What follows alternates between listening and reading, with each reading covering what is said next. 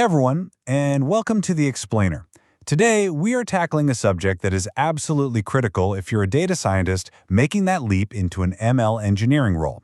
We're talking about AI and machine learning monitoring. And look, this isn't just some nice-to-have skill. It's the core discipline that makes the difference between a model that works in a notebook and an AI system you can trust in the real world. So, let's dive in. So, here's our game plan for today. We're going to start with why good models fail in the first place. Then we'll introduce monitoring as our solution, our AI watchdog. We'll get into the nitty-gritty of model drift, look at what a real dashboard needs, touch on some key Python tools, and then wrap it all up with the best practices that'll make your systems truly reliable. All right, so let's kick things off with a scenario that probably sounds a little too familiar. You've spent weeks, maybe months, building an amazing model. It's got great accuracy, you validated it, and you push it to production feeling pretty good about yourself. But then, over time, its performance just kind of withers. This is the danger of what we call a silent failure. And this, right here, is the million-dollar question. It's the one that keeps ML engineers up at night. Your model was a rock star in the lab, hitting 99% accuracy. But out in the wild in production, it's making bad calls. What's going on? Well, the answer comes down to a really fundamental difference in how ML systems break. You see, traditional software, it fails loudly. The server crashes, you get an error message, a 404 page. It basically screams for help. You know immediately that something is wrong. But machine learning models, they fail silently. The system keeps running, it keeps spitting out predictions that look totally plausible. They're just wrong. And that is so much more dangerous. So, how in the world do you fight an enemy that fails silently? Well, you give your AI a watchdog, and that's exactly what monitoring is. It's not about passively watching a screen. It's about actively guarding the health and performance of your model in production. This is your first and, frankly, your most important line of defense. So to put a finer point on it, AI/ML monitoring is all about the continuous tracking and evaluation of your models once they're live. And that word continuous is everything. This isn't a one-and-done checkup you do a week after deployment. It's a vigilant, ongoing process that has to last for the entire life cycle of your model. This whole practice really boils down to three main jobs. First, you're tracking performance, not just accuracy, but also business metrics and how the system's holding up. Second, you're actively hunting for drift, which are those statistical changes that tell you your model is falling out of sync with reality. And third, you're triggering smart alerts that get the right information to the right people so you can actually respond quickly. And this table perfectly explains why you can't just use your old-school software monitoring tools and call it a day. In the traditional world, you're worried about things like CPU usage and code bugs. But with AI and ML, your main concern is totally different. It's model performance, it's data quality. The root cause of failure usually isn't a bug in the code. It's that the world itself has changed. It demands a whole new data-centric mindset. Okay, now let's zoom in on that primary villain, the main reason for these silent failures, model drift. This is the big one. It's the technical name for what happens when the live production data your model is seeing no longer looks like the clean, historical data you used to train it. The first type, and probably the most common, is data drift. This is all about the inputs, the features themselves, starting to change. A perfect example is a model trained on pre-pandemic consumer spending data. Our habits have changed so much, the model's logic might still be sound, but the world it's trying to understand is completely different.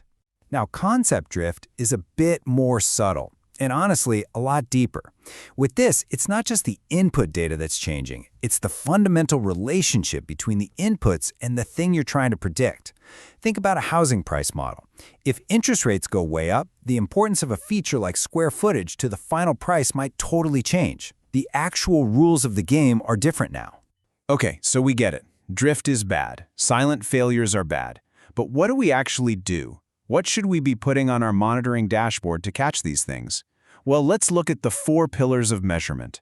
A truly great monitoring dashboard needs a balanced view. Of course, you track model performance, your accuracy, your precision, your recall, but that is just one piece of the puzzle. You also have to watch data quality for early signs of drift. You need to measure business impact to make sure the model is actually adding value. And you have to monitor operational health to make sure the whole system is running smoothly. Just looking at accuracy is like flying blind. And now, for the really fun part. Let's talk about how you, as a developer, can bring all this to life. We're going to quickly look at two amazing open-source Python tools that are absolute workhorses in the MLOps space, MLflow and Evidently. First up is MLflow. I want you to think of MLflow as your automated quality gatekeeper. See, a huge part of monitoring is just preventing bad models from ever getting into production, and MLflow is just fantastic for building that kind of validation right into your CI/CD pipeline. And the workflow is so simple and powerful. You start by defining your standard metrics, and then you establish clear thresholds, a minimum performance bar that any new model has to clear. Then you just configure an automated job to run this check. The result? Any new model that doesn't meet your quality standard gets blocked from deployment automatically. It's not about hoping for the best, it's about building an automated safety net. Okay, but what about the models that are already out there in production? For that, we turn to a tool like Evidently. This is a library that is purpose-built to diagnose and visualize what's happening with your live model. And it has an incredible focus on detecting data and concept drift. And again, it's designed to be super straightforward. You install the library, you give it two datasets, a reference set, which is your normal data like your training set, and a current set from production. With basically one line of code, Evidently generates these rich, interactive reports that give you an instant, detailed picture of exactly where and how your data is drifting. All right, let's bring it all home. We've talked about the why, the what, and the how.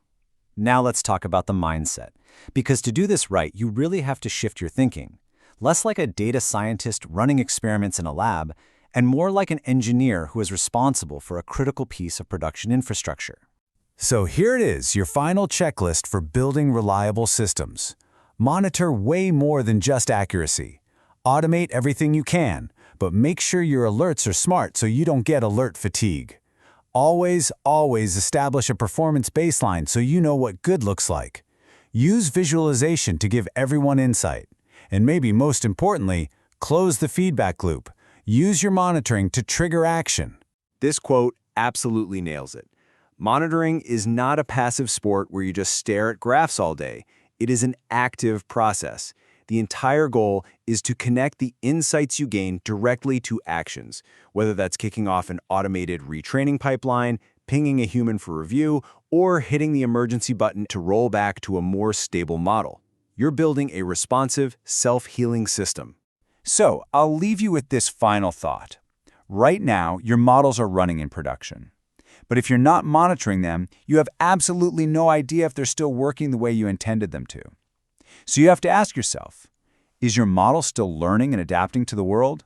Or is it slowly forgetting everything that once made it valuable? The answer lies in what you choose to monitor.